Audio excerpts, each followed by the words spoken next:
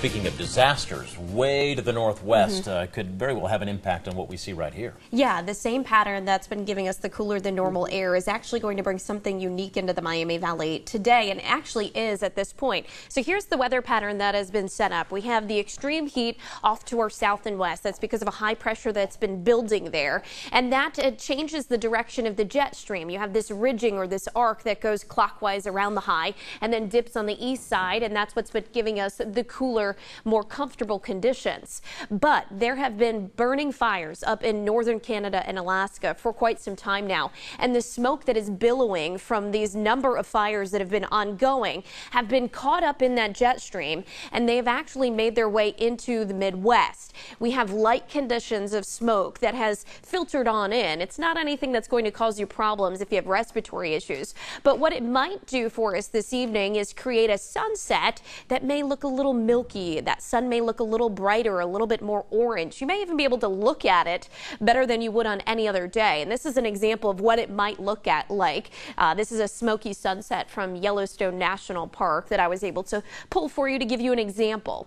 A live look outside, and you're going to see that little bit of a milky haze in the distance. We have some scattered clouds out there, but notice that haze that's in the background there. That's that smoke that's up in those high levels of the atmosphere. So if you happen to see that sunset this evening and can snap a photo, send it in to me. I'll be sure to share it for you tonight on News Center 7 at 11 o'clock. Now, other than that, it is a pretty nice evening. Temperatures are in the 70s across the area, slightly below average, but we have low humidity. We're at 77 degrees in Sydney right now, 77 in Xenia, 78 for us in the city of Dayton, 79 down in Springboro.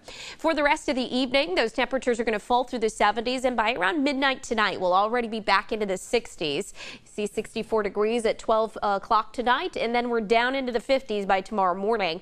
56 degrees, plenty of sunshine around sunrise early tomorrow. And as Cheryl mentioned in the last half hour, you might want a light jacket or a sweatshirt if you're up right around those sunset hours. But by 8 o'clock, we should see temperatures back to about 60 degrees tomorrow morning. Another nice day for the Clark County Fair. We'll be slightly warmer than today, 82 degrees. It'll feel pleasant, though, because humidity is still on the lower end for at least one more day. Tomorrow evening, Friday night plan or Thursday night plans, whatever you have going for you, will be falling back from those 80s into the 70s.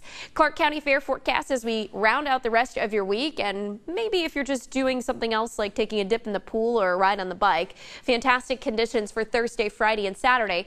The only caveat on Saturday is the fact that the humidity is building back in. We see that jet stream altering. We get more of a southerly wind flow, and that's going to push the humid conditions back into our area for the start of the weekend. Notice where our temperatures head to once we see that wind shift into Friday. We're at 84 degrees Friday afternoon, 87 on Saturday, typical highs at 84. So now we're going to get above normal into the weekend.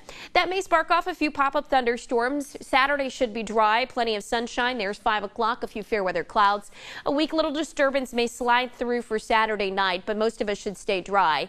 And then Sunday we'll have another mainly dry day with a few more clouds into the afternoon and perhaps some pop-up thunderstorms there.